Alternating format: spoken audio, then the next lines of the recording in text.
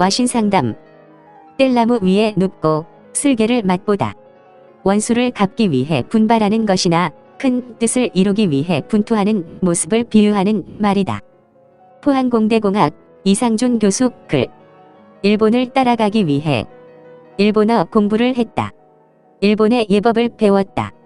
일본을 찾아다녔다. 일본 사람과 사귀었다. 일본 기술자를 초대했다. 일본 제품을 베꼈다. 일본의 정신을 파악했다. 일본을 이기기 위해 70년을 와신상담 했다.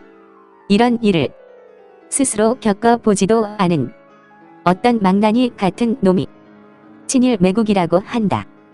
피와 땀을 흘려 전자산업, 철강산업, 조선사업 등 중화학 분야에서 일본과 어깨를 겨루게 되었다.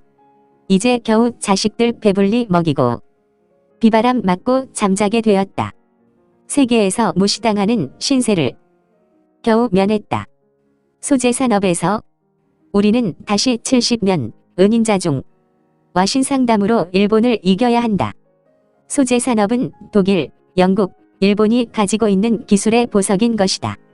이런 기술은 100년, 200년 갈고 닦아야 얻을 수 있는 보석 같은 가치인 것이다.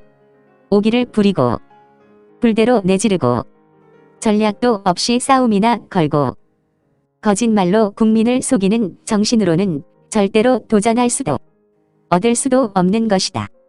박정희 정부가 철강 기술을 가져와 신일본제철과 유니온철강을 이기듯이 삼성이 반도체 기술을 가져와 마쓰시다와 냉을 이기듯이 현대가 조선 기술을 가져와 가와사키와 함부르크를 이기듯이 은밀하고 치밀한 전략과 전술로 각고의 인내와 과감한 실행력이 있는 사람들만이 이루어낼 수 있는 도전이고 성취인 것이다.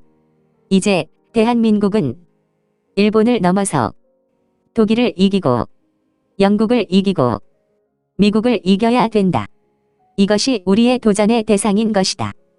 작금의 한일 간의 갈등에 대응하는 국민들의 정서와 정부의 전략을 보며 솔직히 너무 유치하고 한심하다는 생각을 금할 수가 없다. 대한민국의 통치력과 정치력의 한계를 본다.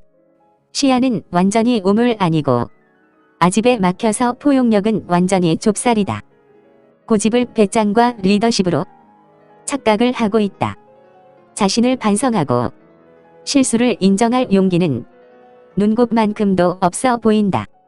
진용인이 정신대니 아픈 역사를 스스로 들추어 국민들의 아픈 정서를 자극하지 말고 대한민국 스스로 조용히 자신 있게 소화하자. 친일이니 매국이니 죽창이니 12척이니 이런 유치한 단어들로 선동 정치하는 짓 중단하고 더 높은 곳 더 먼 곳을 향해서 도전하자. 국민 여러분, 우리의 위상에 상응하는 품위와 위엄을 갖추고 지혜롭게 합시다. 이제 그만 기존 질서의 와해와 보복을 중단하고 자유민주주의 기치 아래 멋진 미래 설계와 추진력을 갖추면 어떨까요? 한때 어느 사람의 칭찬을 앞세워 자화자찬만 할 것이 아니라 검증되지도 않은 성과에 연연할 게 아니라 닥쳐올 미래를 대비하는 원대한 계획이 필요하다고 생각합니다.